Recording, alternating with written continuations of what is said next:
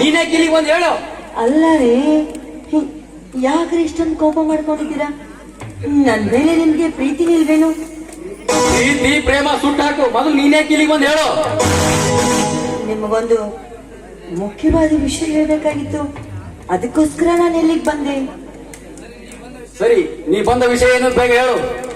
ಕರ್ಮೇಂದ್ರ, ನಾನು ನಾನು ನಿಜವಾಗ್ಲೂ ಗರ್ಭಿಣಿ ಆಗ್ಬಿಟ್ಟಿದ್ದೀನಿ. ಗರ್ಭಿಣಿ ಆದ್ರೆ ನಾನೇನು ಮಾಡ್ಲಿ?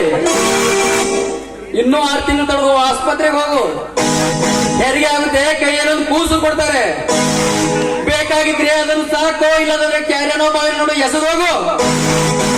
ಅಲ್ಲ ಕರ್ಮೇಂದ್ರ, ಪ್ರೀತಿ ಪ್ರೇಮ ಅಂತ ನಾಟಕ ಆಡಿ ನನ್ನ ಗರ್ಭಕ್ಕೆ ಕಾರಣ ಆದ್ರೂ ನೀವು ಅಂದಾಗ ನನ್ನ ಕೊಳ್ಳಿಗೆ ನೀವು ತಾಳಿ ಕಟ್ಟೋದಿಲ್ವೇನು?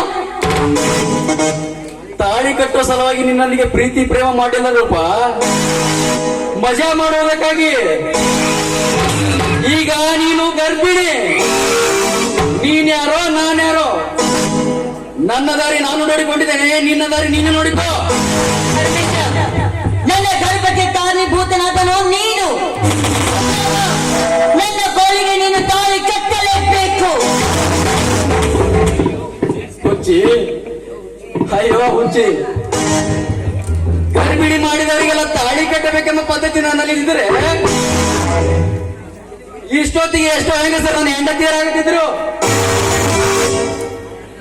ನನ್ನ ಕಣ್ಣಿಗೆ ಕಾಣುವ ಯೌವನದ ಹೆಣ್ಣುಗಳನ್ನು ಮಾತನಾಡಿ ಇಲ್ಲದೆ ಮುದ್ದಿಸಿ ಮಧ್ಯದಲ್ಲಿ ಕೈ ಬಿಡುವುದೇ ಈ ಕಲಿಯುಗದ ಕರ್ಮೇಂದ್ರ ನೀತಿಯಾಗಿದೆ ಹೊರತು ಕೈಯಿಂದ ತಾಳಿ ಕಟ್ಟುವ ಕಾರಣ ಈ ಕರ್ಮೇಂದ್ರ ಕಥೆಯಲ್ಲಿಯೇ ಇಲ್ಲ.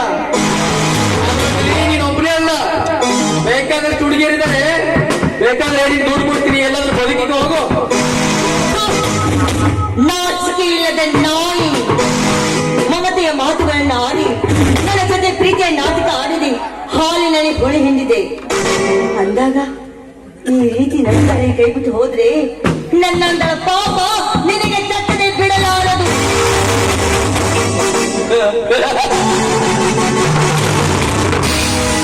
ಪಾಪ ಪುಣ್ಯ ಎಲ್ಲಿದೆ? ಪಾಪ ಎಲ್ಲಿದೆ ಪುಣ್ಯ? ಅದರ ಅರ್ಥ ನೀನೇನಾದ್ರೂ ಬಲ್ಲೆಯ? ಇದು ಕಲಿಯುಗ. ನ್ಯಾಯ ನೀತಿ ಧರ್ಮ ಬಿಟ್ಟು ಒಬ್ಬರ ಕುತ್ತಿಗೆ ಮತ್ತೊಬ್ಬನು ಸಿಕ್ಕಿ ಬದುಕುವುದೇ ಪುಣ್ಯದ ಕೆಲಸ. ನಾನು ಬದುಕಿ ಮತ್ತೊಬ್ಬರನ್ನು ಬದುಕಿಸಬೇಕೆನ್ನುವುದೇ ಮಹಾಪಾಪ. ಪಾಪ ಪುಣ್ಯದ ದಾರಿ ಬಿಟ್ಟು ಮುಂದೆ ಬದುಕುವ ದಾರಿ ನೋಡಿ ಹೋಗು. ಈ ನಿನ್ನ ಉಪದೇಶ ನನಗೆ ಬೇಕಾಗಿಲ್ಲ. ನೀ ಮಾಡಿದ ಕರ್ಮವನ್ನ ಮತ್ತೊಬ್ಬರ ಕೊಳೆಗೆ ಕಟ್ಟೋದಕ್ಕೆ ನನ್ನ ಮನಸ್ಸು ಒಪ್ಪೋದಿಲ್ಲ. ನೋಡು, ನಾನೊಂದು ಪ್ರಶ್ನೆ ಕೇಳ್ತೀನಿ, ನೀನು ಉತ್ತರ ಕೊಡ್ತೀಯಾ? ಓ ಎಸ್, ಕೇಳಬಹುದು. ನಿನಗೆ ಜನ್ಮ ನೀಡಿದ ತಂದೆ ಯಾರು? ನನಗೆ ಜನ್ಮ ನೀಡಿದ ತಂದೆ ದೇವೇಂದ್ರ. ದೇವೇಂದ್ರನ್ ಬಿಟ್ಟು ಬೇರೆ ಹೆಸರು ನೀನ್ ಯಾಕೆ ಹೇಳ್ಬಾರ್ದು? ಹೇಳಬೇಕಾಗುತ್ತೆ.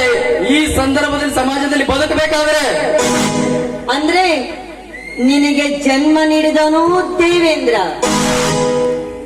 ದೇವೇಂದ್ರ ಹೆಂಡಂದ್ರು ಮೇನಕೆ, ರಂಭೆ, ಊರ್ವಶಿ, ಅವರ ಹೆತ್ತ ಮಗ ನೀನು ಅಂದಾಗ ಈ ರೀತಿ ಮಾತನಾಡುವುದು ಸ್ವಾಭಾವಿಕ.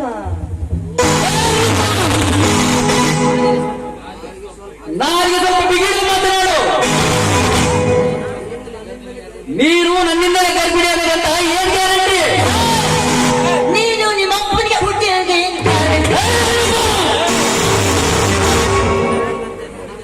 ಮನ ಬಂದಂತೆ ಮಾತನಾಡಿದರೆ ನಿನ್ನ ದೇಹ ಮಲ್ಯಪಾನ ಮಾಡಬೇಕಾಗುತ್ತದೆ. ತುಂಬಾ ಎಚ್ಚರದಿಂದ ಮಾತನಾಡು. ಮನೆ ಮನೆ ತಿರುಗುವ ನಾಯಿ, ಹುಚ್ಚ ಬಾಯಿ ಚಾಂಡಾಲ, ನೀನಾಡುವ ಚುಚ್ಚು ಮಾತುಗಳು ನನ್ನ ಚಪ್ಪಲಿಗೆ ಸಮಾನ. ನಾನು ನಾಯಿ, ಕರೆಕ್ಟ್. ನಾನು ನಾಯಿ ಆಗಿದ್ರೆ ಅಣ್ಣ ಹಾಕಿದ ಮನೆಗೆ ಕಣ್ಣ ಹಾಕ್ತಿರ್ಲಿಲ್ಲ. ನೀನು ಕಣೋ ಬೀದಿ ಬೀದಿ ತಿರುಗುವ ಹುಚ್ಚು ನಾಯಿ. ಬಾಯಿನ ನಿನ್ನಂತ ನಾಯಿ ಬದುಕಿದ್ರೆ ಸಮಾಜದ ಹೆಣ್ಣು ಮಕ್ಕಳು ಅದೆಷ್ಟು ಹಾಳಾಗ್ತಿದ್ರೆ ಏನು. ಅಂತ ನಾಯಿನ ನಡು ಬಿದಲ್ಲಿ ನಿಲ್ಲಿಸಿ ಗುಂಡಿಟ್ಟು ಕೊಲೆ ಮಾಡಬೇಕು. ಈ ಸಮಾಜದಲ್ಲಿ ನನ್ನಂತ ನಾಯಿಯ ಬದುಕಲು ಸಾಧ್ಯ ಆಗುತ್ತೆ. ನನ್ನನ್ನು ಗುಂಡಿಟ್ಟು ಕೊಲೆ ಮಾಡುವ ಧೈರ್ಯ ಯಾರಿಗೂ ಇಲ್ಲ. ಈ ಸಮಾಜದಲ್ಲಿ ಹಣ ಇದೆ, ಬೀಸಿ ಎಸೆದರೆ ಸಾಕು ಸತ್ತು ಬಿದ್ದ ಪಶುವಿನ ಮಾಂಸ ಹತ್ತು ಕಾಗೆ ತಿಂದು ಬದುಕಿದಂತೆ ನನ್ನ ಹಣ ತಿಂದು ಬದುಕುವ ಎಷ್ಟೋ ಗಂಡಸರ ಅಧಿಕಾರಿಗಳಿದ್ದಾರೆ ಈ ಸಮಾಜದಲ್ಲಿ. ಸಮಾಜದಿಂದ ನೀನ್ ಪಾರಾಗಬಹುದು, ನಿನ್ನ ಕೋರ್ಟಿಗೆ ಹಾಕ್ತೀನಿ, ಸರ್ಕಾರದಿಂದ ನಿನಗೆ ಶಿಕ್ಷೆ ಕೊಡಿಸ್ತೀನಿ. ನಿನ್ನ ಸರ್ಕಾರ ನನಗೆ ಏನು ಮಾಡಲಾರದು. ಬೀದಿ ಮೇಲೆ ಒಂಟಿ ಹಣ್ಣು ಸಿಕ್ಕಾಗ ಅತ್ಯಾಚಾರ ಮಾಡಿದರೂ ಪೊಲೀಸರು ಕಂಡು ಕಾಣದಂತೆ ಹೋಗುತ್ತಾರೆ. ಪೊಲೀಸ್ ಸ್ಟೇಷನ್ ಮುಂದೆ ಪೊಲೀಸರ ಸಮ್ಮುಖದಲ್ಲೇ ಕೊಲೆ ಮಾಡಿದರೂ ಇನ್ನೂ ಆ ಕೊಲೆಗಾರನ್ನು ಬಂಧಿಸಿಲ್ಲ. ನಿನ್ನ ಸರ್ಕಾರದ ಭಯ ಇಲ್ಲದೆ ಕೋರ್ಟಿನ ಆವರಣದಲ್ಲಿ ಕೊಲೆ ಮಾಡುವಷ್ಟು ಧೈರ್ಯ ಬಂದಿದೆ ನಮ್ಮ ಸಮಾಜಕ್ಕೆ. ಅಂದ ಮೇಲೆ ನಿನ್ನ ಸರ್ಕಾರ ನನಗೆ ಏನು ಮಾಡಲಾರದು. ನೀನು ಕೋರ್ಟಿನ ಕಟ್ಟೆ ಇರಿದರೆ ನಾನು ಹಣಚಾರ್ಚಲ್ಲಿ ಪಾರಾಗಿ ಬರುತ್ತೇನೆ. ನೀನು ಹಣದಿಂದ ಪಾರಾಗಬಹುದು, ಬಟ್ ನನ್ನಿಂದ ಪಾರಾಗೋದಕ್ಕೆ ಸಾಧ್ಯನೇ ಇಲ್ಲ. ನೀನೇನು ಮಾಡುವೆ? ನಾನೇನು ಮಾಡುವೆ? ದಯವಿಟ್ಟು ಹಠ ಹಿಡಿಬೇಡ. ನನ್ನ ಶೀಲ ಹಾಳು ಮಾಡಿದನು ನೀನು. ನೀನು ತಿಳಿದುಕೊಂಡಂತೆ ಎಲ್ಲ ಹೆಣ್ಣು ಮಕ್ಕಳ ಹಾಗೆ ನಾನಂತವಳಲ್ಲ. ನೋಡು, ನನ್ನ ಕೊರಳಿಗೆ ನೀನು ತಾಳಿ ಕಟ್ಟಲೇಬೇಕು. ಇಲ್ಲವಾದ್ರೆ ಏನ್ ಮಾಡ್ತೀಯ? ನೀನು ಮಾಡಿದ ಕರ್ಮವನ್ನ ನೀನೇ ಉಣ್ಣಲೇಬೇಕು. ನಿನ್ನ ಬೆದರಿಕೆ ಮಾತಿಗೆ ಬೆದರುವ ಬೆಪ್ಪ ನಾನಲ್ಲ. ಹೌದಾ? ಹಠ ಮಾಡ್ಬೇಡ, ದಯವಿಟ್ಟು ನನ್ನ ಮಾತು ಕೇಳು.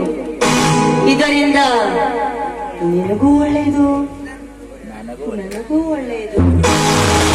ನೋಡು ಕರ್ಮೇಂದ್ರ, ಇದುವರೆಗೂ ನಾನು ಯಾವನ ಕಾಲು ಹಿಡಿದಿರ್ಲಿಲ್ಲ, ಬಟ್ ಇವತ್ತು ಪ್ರಸಂಗ ಬಂದಿದೆ, ನಿನ್ ಕಾಲು ಹಿಡಿತೀನಿ. ಮಾತು ಕೇಳು ಕರ್ಮೇಂದ್ರ. ನನ್ನನ್ನು ಇನ್ನೂ ಕೋರ್ಟಿನ ಕಟ್ಟೆ ಇರಿಸಬೇಕಾದವಳು, ಸರ್ಕಾರದಿಂದ ಶಿಕ್ಷೆ ಕೊಡಿಸಬೇಕಾದವಳು, ಗುಂಡಿಟ್ಟು ಕೊಲ್ಲಿಸಬೇಕಾದವಳು, ನಿನಗಂಜಿ ನನ್ನ ಕಾಣಿಕೆ ಕೊಡಲೇಬೇಕಲ್ಲ.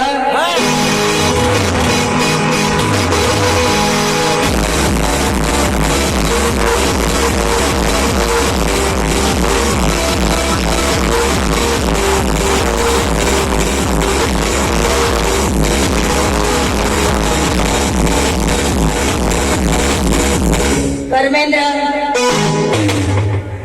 कौवा कितने भी ऊंचे उड़े तो कबूतर नहीं बनते, समझे? ನೀನು ಚಾಪೆ ಕೆಳಗೆ ಹೋದ್ರೆ ನಾನು ರಂಗೋಲಿ ಕೆಳಗೆ ನುಗ್ತೀನಿ. ಹೆಣ್ಣಿನ ಮರ್ಮ ಯಾರು ತಿಳಿದಿಲ್ಲ. ಬಚ್ಚ, ನೀನಿನ್ನು ನನ್ನ ಮುಂದೆ बच्चा, पैसे मेरे पास रहे तो तुम जैसे बकरा मेरे पास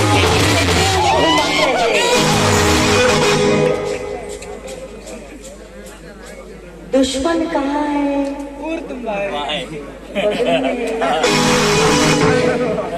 दुश्मन ಇದ್ದಾನೆ ಅಂತ ನಾವು ಅಲರ್ಟ್ ಆಗಿರ್ಬೇಕು. ಅವನಿಗೆ ಇನ್ನೂ ಗೊತ್ತಿಲ್ಲ, ನನ್ನ ಕೈಯಿಂದಲೇ ಅವನಿಗೆ ಸಾವು ಅಂತ.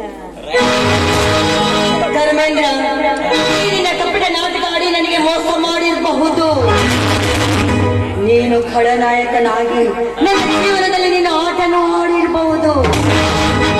ಆದ್ರೆ ನಿನ್ನಂತವನಿಗೆ ಶಿಕ್ಷೆ ತಪ್ಪಿದ್ದಲ್ಲ. ಶಿಕ್ಷೆ ಕೊಡದೆ ಹೋದ್ರೆ ಹೆಣ್ಣು ಜಾತಿಗೆ ಅವಮಾನ. ನಾನು ಸತ್ರು ಚಿಂತೆ ಇಲ್ಲ, ನಿನ್ನಂತ ಕಲಿಯುವುದ ಕಾಮುಕನಿಗೆ ತಕ್ಕ ಪಾಠ ಕಲಿಸ್ತೀನಿ. ನೋಡ್ತಾ ಇರು. ओए धर्मेंद्र, शीशे का घर है तेरा, पत्थर का दिल है मेरा.